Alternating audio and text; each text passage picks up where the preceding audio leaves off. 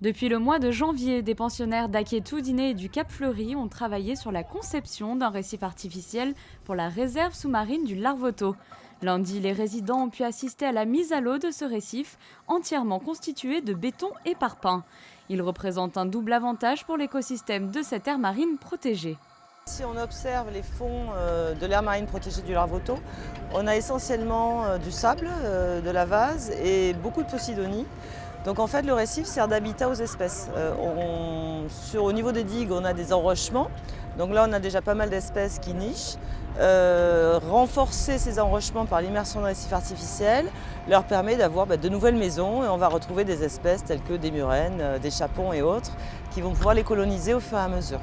Ce qui est important aussi à noter, c'est que ça permet, par exemple à la direction de l'environnement à Monaco, d'observer le temps de colonisation des récifs et aux scientifiques qui vont aller plonger régulièrement sur le récif pour l'observer. Le choix de l'implantation du récif a été fait en collaboration avec la direction de l'environnement et les affaires maritimes afin de s'assurer de la préservation de la posidonie et des nacres de la réserve.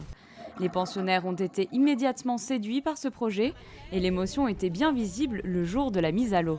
On a passé des heures à faire les petits poissons, à leur donner la demeure et tout ça. Et bien heureux qu'on a pu se venir. Et merci. Moi, je regrette qu'on n'ait pas pu mettre également nos petits poissons que nous avons fait, les poulpes en pâte de sel que nous avons vernis. Ça nous a pris de grandes matinées. On aurait bien voulu les voir, même s'ils n'étaient pas vivants, aller dans l'eau également. Pour moi, tout est nouveau. Je n'ai jamais vécu ce moment-là et je trouve que c'est exceptionnellement bien organisé.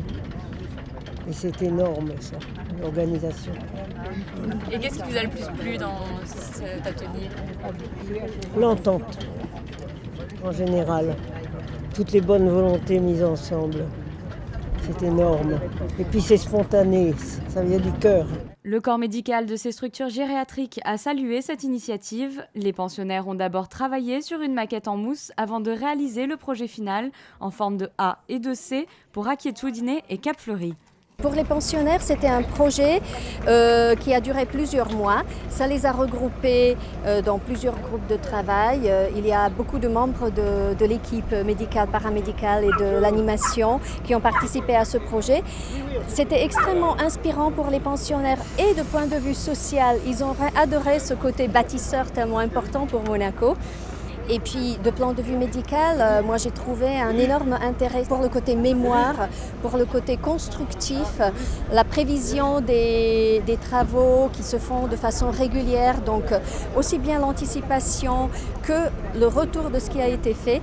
Donc, dans l'orientation temporelle et spatiale, c'était extrêmement enrichissant pour nos pensionnaires.